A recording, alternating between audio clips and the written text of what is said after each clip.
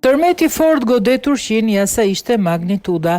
Një tërmet me magnitud 4.9 ballë të shkallës Richter ka goditur Turqinë ditën e sotme, njofton Qendra Sismologjike Europiane mesdhetare.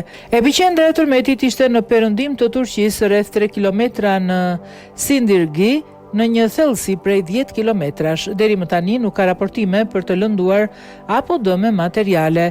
Sipas rrëfimeve të dëshmitarëve okular të publikuara në faqen e internetit EMSC, dridhja zgjati për një kohë të gjatë dhe u ndje fuqishëm.